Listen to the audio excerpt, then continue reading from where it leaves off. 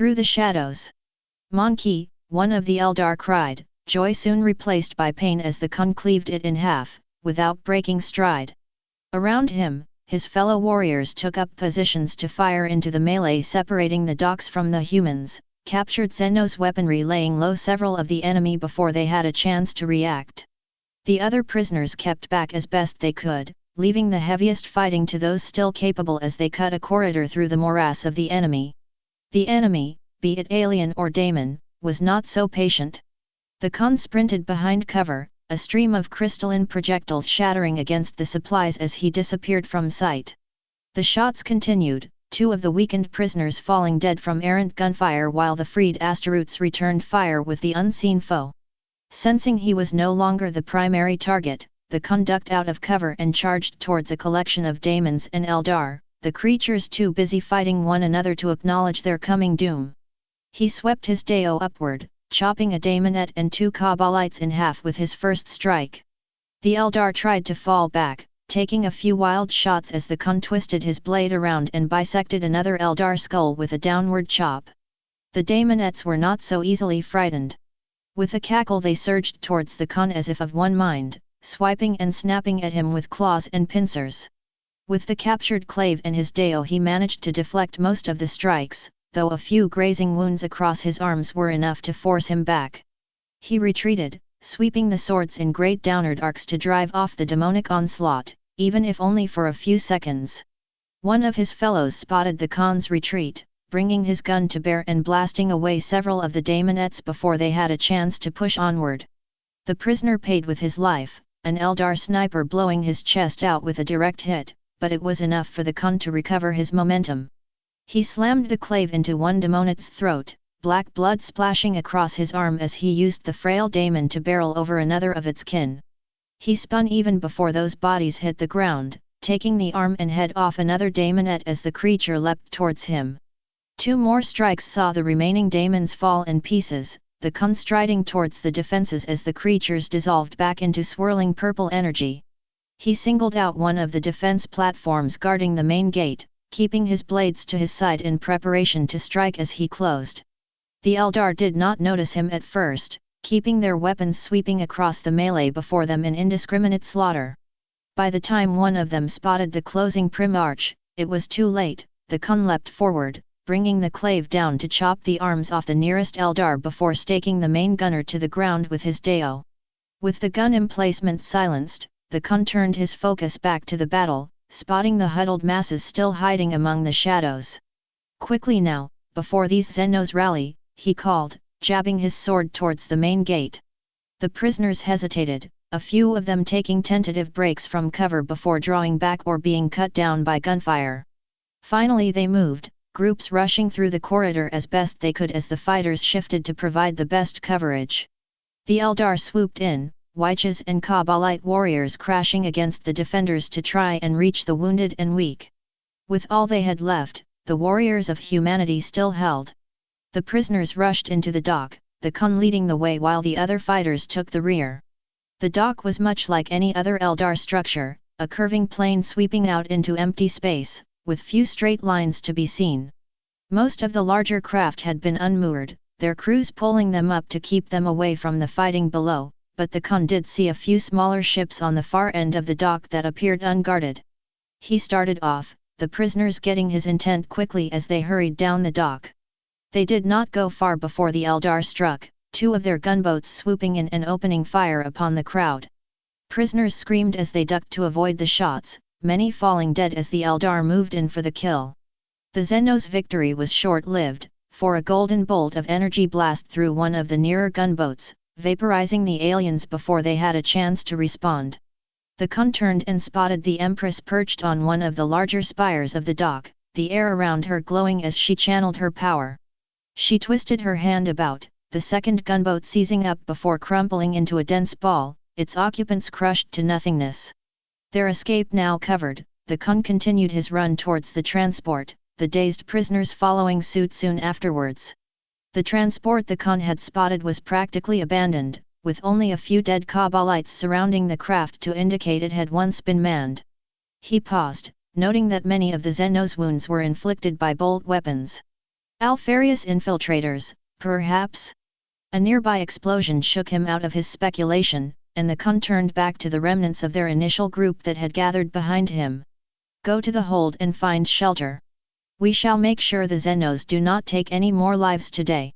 As the prisoners filed past the Kun and into the bowels of the transport, the Kun swept his vision across the docks.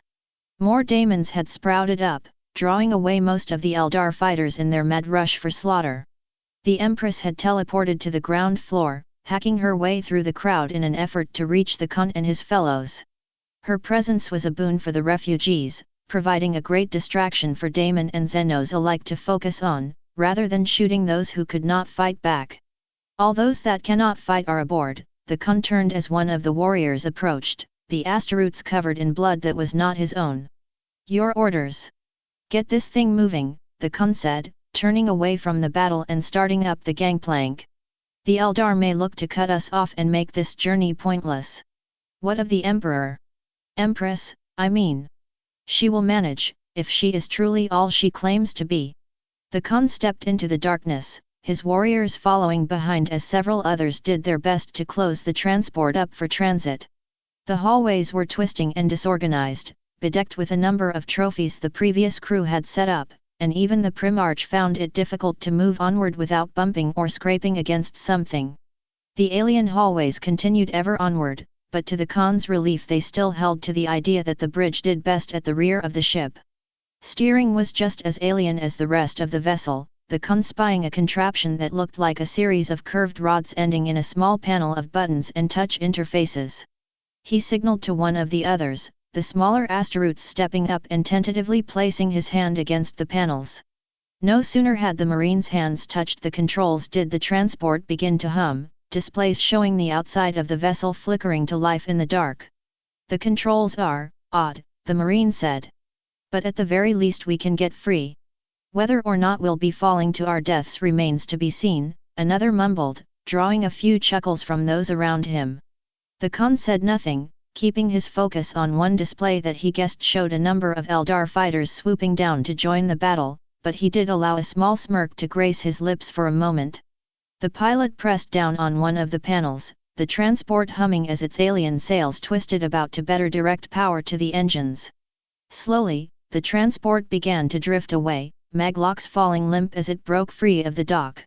Almost as soon as they pulled away, they were attacked. The Khan braced as the ship lurched, the image of a fighter swooping away as several missiles smashed into one of the transport's stabilizers.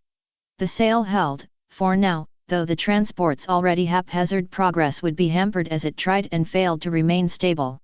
Does this thing have any defenses? He called back. I presume so, my lord, the pilot called back. What exactly that means when the Xenos are concerned is another matter. Perhaps we might be able to weather the attacks until we get to a safer area. Another lurch, the bridge filled with the sound of a warning klaxon. Perhaps not. Damn Xenos craft, of course they would make it so nothing works.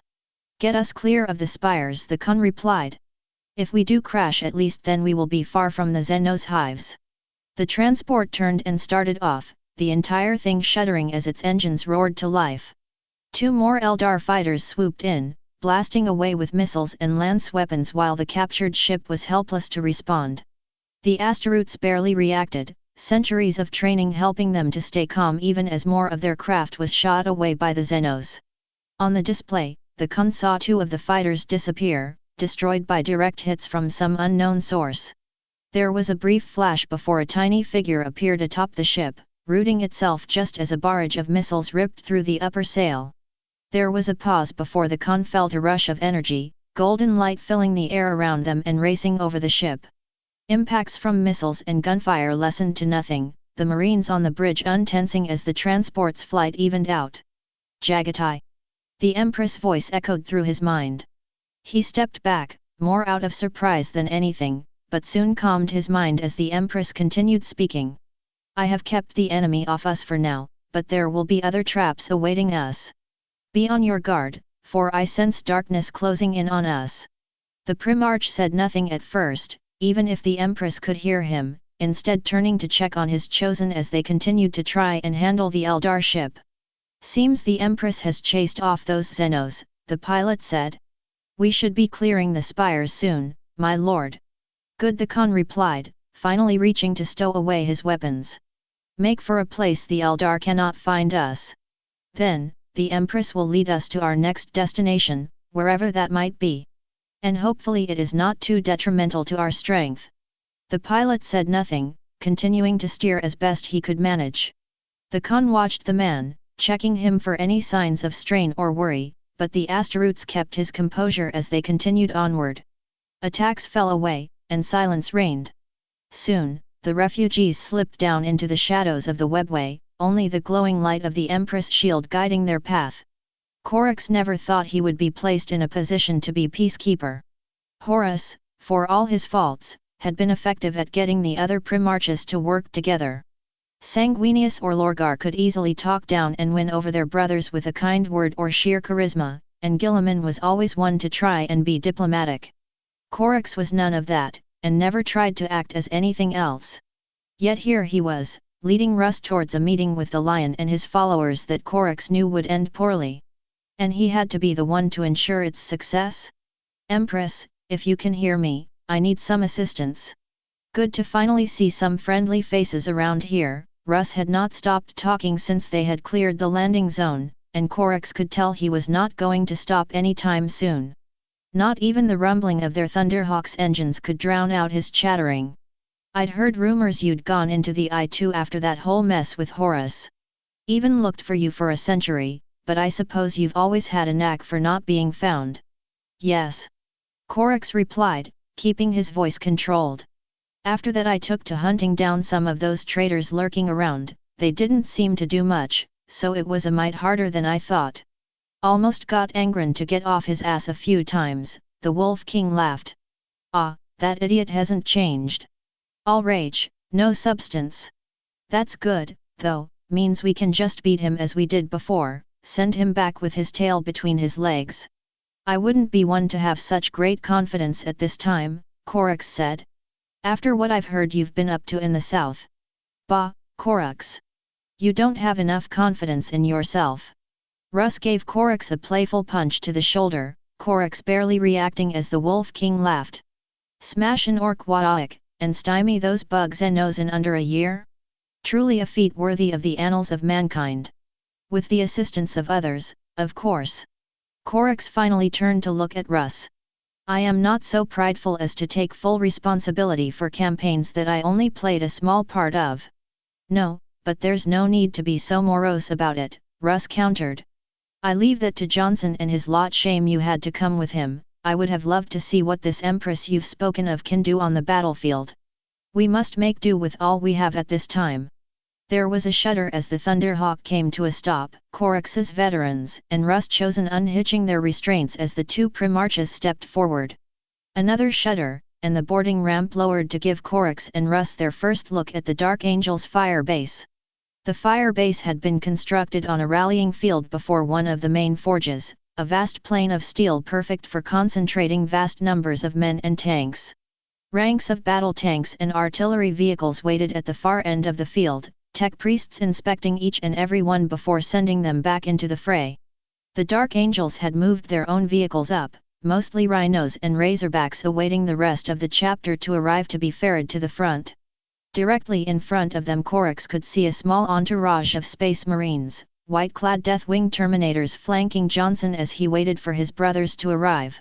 Impossibly, the Lion looked even more frustrated than before. Johnson! Russ called, stepping past Corax and down the ramp. Glad to see you kept your forces together over the years. What are you doing here, Russ? Johnson growled, his eyes never leaving the Wolf King. Saving your hide, from the looks of things, Russ countered, coming to a stop in front of the Lion. You come blasting in here without really realizing what you're up against. You'd hold out for a little longer, but without me these traitors would have recovered much faster. From your limited scope of things, merely killing a bunch of traitors might seem like a great victory. If that's all you're here to do, you are free to leave. Our push against our foes is tenuous as it is, Corax said, coming up behind Russ and placing himself between the two. It would be best that we stand as one rather than break off on our own, so if you two are finished bickering, then perhaps we can construct a plan that best deploys our resources against the enemy."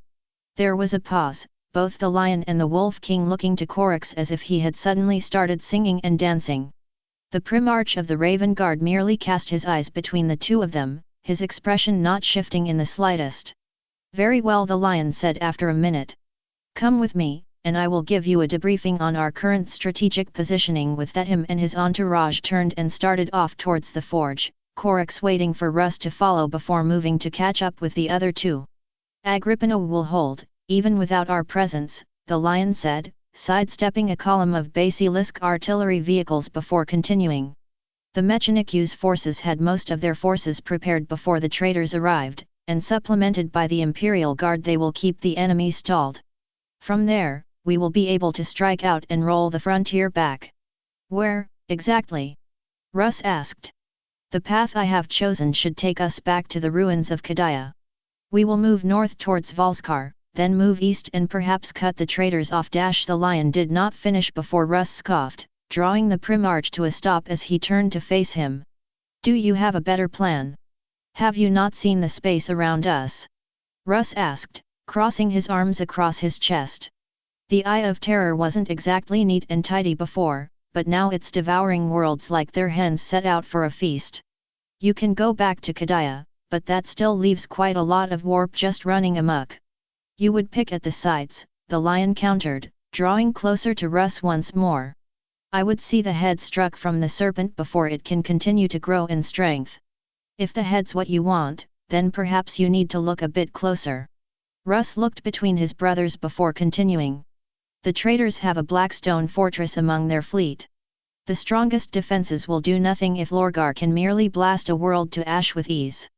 Corax's eyebrow raised ever so slightly, not enough to be noticed by the others, hopefully. "I do not fear some Xenos star fort," Johnson scoffed. "Should it cross my path, I will see it returned to the dust from whence it came." "Better we strike it now before it comes to that," Russ countered. "You want to strike a blow against the traitors, we destroy that fortress and collapse Lorgar's fleet. Then we can take whatever they've captured at our leisure." "And I suppose you know where this fortress is?" Johnson asked. Corax noted Russ' cocky demeanor slip. "No," he said finally. "But my rune priests could find it easily enough. Forgive me if I withhold my enthusiasm for folksy conjuring." The Wolf King bristled as the lion turned away. "I cannot spare the resources to go traipsing across the segmentum in search of one star fort. Better to let it come to us than to waste time and lives hunting it down." "So you will do nothing," Russ growled, giving a snort before continuing. "You're many things, Johnson, but I never took you for a coward." "I am a realist, not a coward," the lion snapped, rounding on Russ. "My orders are to contain the expansion of chaos, and I will need every soldier and vessel in precise places if we are to succeed. Were our position more secure, I would gladly send an expedition to find this Blackstone fortress and destroy it, but it is not. Perhaps if you got it through your thick skull that we do not have the forces of the Crusade, then maybe you would not make an ass of yourself and actually fight our enemies in a meaningful manner." "Enough, both of you!" Corax barked, his outburst once more catching the wolf and the lion off guard. "The more you fight, the stronger our enemies grow. They will not need any Xenos superweapon to break us, for both of you are doing a fine job of it already." "We wouldn't if Johnson could pull his sword from his ass," Russ muttered. Corax chose to ignore him. "It is clear that neither one of you is up to the task of destroying the Blackstone fortress," he continued, both of his fellow primarches drawing back in offense. "Russ would draw forth too many resources, and the lion would leave it be to wreak more havoc on our forces. For lack of a better option, I'll destroy it myself." "Corax, we must stand together as one," the lion said. "You said it yourself. Even if you do go, you cannot face the might of a Blackstone fortress on your own," Russ added. "If we are to fight this fortress, I should lead the assault." "You have no sense of subtlety, Russ," Corax countered. "The traitors would smash your fleet before you even got close to the fortress. And Johnson," he turned to the other primarch. "You of all must understand a battlefield is never static. Far-ranging units are just as connected to one another as any frontline troops, the three of us working together will be able to not only strike down the fortress, but perhaps even put the traitors on the defensive." For once there was a pause, the lion and Russ looking between one another before looking back to Korax. Do they really need more explanation? This would call for targeted strikes, Korax continued, pushing past the other two as he continued. Forces strong enough to draw attention, but not enough to spend our troops needlessly. We attack whatever will weaken and provoke the traitors, supply depots, transports, portals, whatever they might have. Once we entice our opponents into committing more of their forces, then we strike out and destroy their fortress. Lorgar does enjoy spectacle these days, Russ mused, stroking his chin with a free hand. So, we move to skirmishing our foes now. It helped my people win deliverance, Korax said, turning to face the others once more. Done well, and it will save the Imperium from chaos. Once more another pause. I will think on this, Johnson said finally. I do not like it in the least, but perhaps once our position is fully secure it will allow us to be more bold. I will take an assessment of what the immediate presence of our enemy is and then construct a new defense. It is better than not acting at all, Russ added, even as the lion turned and walked off. Guess I was wrong about you, Korax, you have taken more confidence in yourself. Korax did not respond, keeping his gaze neutral as he mulled over the newest development. At the very least, it would placate Russ and Johnson for a little while, long enough for the Empress to finish rallying their forces for battle. That was the hope, at least. But then, perhaps Korax was more willing to open his mind to hope. They had not gone far from Kimarak before the ship had crashed. Structural damage, alien controls, fate. Whatever the cause, the ship had stalled and plunged into the webway, shearing off great expanses of wraithbone and crystal in its meteoric descent. Strain from the sudden shift quickly ripped off its stabilizing sails, its pace increasing before it plowed into the floor of some great spire, the vessel tearing a deep trench before it came to a stop at the base of some defunct alien gate.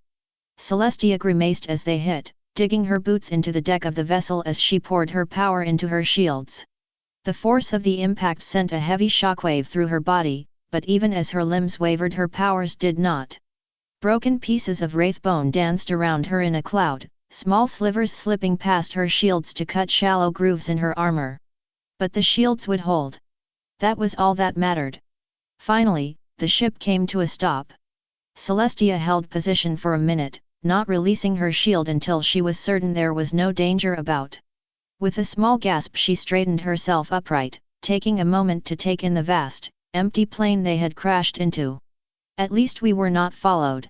We will have some time to rest. Shifting her energy, she teleported down into the hold, appearing off to the side of the main cargo hold. Ahead she could see the newly freed prisoners, shaken from the landing but otherwise free of any new injuries. They did not see her arrival, too focused on comforting one another from the crash, but gradually some of them did spot her in the shadows and drew back, as if being in her sight was somehow offensive to her. Given all these people have likely been through, anyone in such a position of authority would be a terror. There is no need to be afraid, she said, keeping her voice soft as she stepped from the shadows. I merely wished to see that you all were well. The former prisoners said nothing, all falling silent as they diverted their eyes from directly gazing upon Celestia. Sensing their fear, she stopped short of the main group and knelt, holding out her right hand towards the nearest ones. If there is anything that ails you, I am here to help. The former prisoners hesitated, some looking to one another in confusion or fear. Finally, some took tentative steps closer to Celestia. Is it all over? The nearest one asked. Are we safe? As long as I draw breath, I shall never let harm befall you, Celestia said, giving the weary prisoners a warm smile. They still hesitated, but eventually one reached a tentative hand towards Celestia, scarred flesh brushing against the warm metal of her armor. The moment passed as the prisoners drew back, Celestia rising as she heard newcomers arriving. Empress, Jagatai said, his voice cutting through the peace. A moment of your time. Celestia paused, turning towards the prim arch. It was unlike him to be so direct in asking her for advice, but... well, this is hardly normal circumstances. Of course, Celestia nodded before turning back to the huddled prisoners. I will return soon, my friends. They said nothing, but a few hopeful glances were all she needed now. She turned and followed Jagatai down one of the many hallways of the wreck, his chosen moving away to look over their charges and give the two some privacy.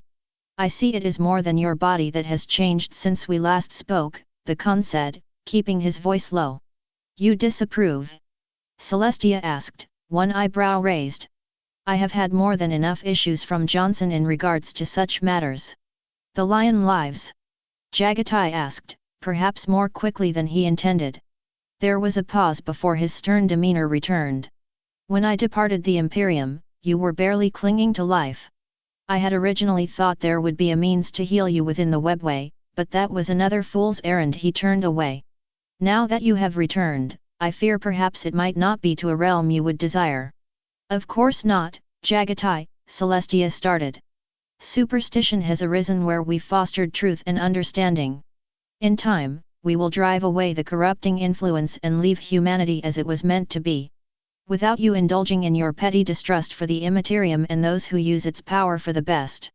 Celestia's jaw tightened, but she said nothing as the Khan continued. Apologies, that was low of me. As I said, you have changed. And yet I seem to be making great strides at falling into old habits, Celestia thought. She shook her head and continued. I have made mistakes, but I am doing what I can to make up for them. Perhaps with your assistance, that will be an easier task than before. If that is what you wish, the Khan replied. I intend to return to Kogaris, rally my sons that we may continue our great hunt unabated. Given what I have seen, what no doubt you have seen, we shall find our skills put to good use. Unfortunately, ours is not a war of conquest anymore. A dark force pours from the Immaterium, led by your traitorous brothers. We stand on the defense now, but soon we shall be in a position to drive back our enemy and restore order to the Imperium. Do you say this to convince me, or yourself? Celestia stopped, working her jaw for a moment as she contemplated what the Khan had said.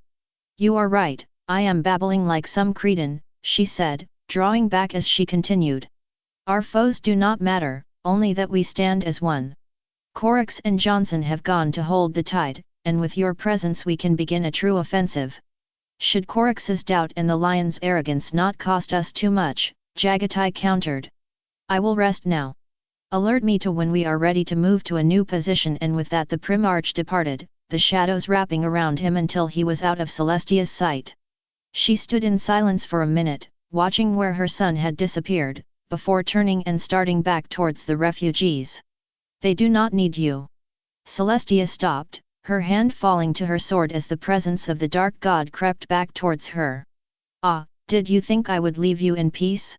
You must grow bored with this, Celestia growled, turning down a different hallway to draw the daemon away from her people. My sons have always been independent of my will, the Khan perhaps more so than others. Why taunt me with a fact that I already know? You say that you are indifferent, but in your soul you know it burns you deeply. The dark god shifted, Celestia feeling the hair on the back of her neck stand on end as it drew up behind her. For your whole life you have wanted to control everything, to dominate man and alien beneath your will. And yet you turn your back for just a moment, and your people realize they do not need you anymore and cast you aside. And you tell me that does not bother you? That version of me died centuries ago, Celestia snapped. I am not the tyrant you think I am, that you would have me think I am. When my mission is done here and you are destroyed, they will have their choice where they wish their lives to go. Do not try to fool me, Empress. You are a conqueror, and you always have been. Were you not, you would never have taken up sword and armor once more to fight as you have since you returned to this universe. Celestia's jaw tightened, but she said nothing as the dark god sniggered. Oh? Did I strike a nerve again? I know full well about your little escapades across the universe. Now it is my turn to call you a liar, Celestia said, keeping her voice controlled. If you truly knew of my whereabouts since I first struck at the fore, why keep it hidden away? Why not tell your followers every dirty secret I have kept? Yet they remain silent, as do you, so you do not know if your assumptions are correct or not. The nature of the warp is both chaos and order at once. The dark god drew away. Yes, the anarchy and strife is always present, but the old gods were as much slaves to their being as any mortal. Kern was always a bloodthirsty brute, sluggish and insatiable whore, and you. Celestia could feel the shadows drawing towards her front, the brief image of a humanoid figure drawing together in front of her. You will always be a tyrant, a conqueror. The very nature of the galaxy demands that it be such, and you can never break free of that truth. But can one that has walked all paths be truly beholden to one? Celestia's breath caught as a new presence came up behind her. She turned, spotting the spectral image of a man clad in silver Terminator armor walk out of the gloom. Can one who has the sight of a god and strength of a god, yet has walked the path of a mortal, not choose which is there to follow at the end of all things? Can a conqueror not also be a teacher, a laborer, a mother? You! The dark god hissed, drawing further away from Celestia. What are you doing here? You will never know. Now flee, Damon, your presence is unwarranted. Celestia could feel the dark god shift, the creature snarling before its presence dissipated. A minute passed, just enough for her to be sure the dark god would not return before she turned to the newcomer. Horus, she said, a small smile forming on her lips. It is good to see you again, father, the fallen War Master said, returning the smile.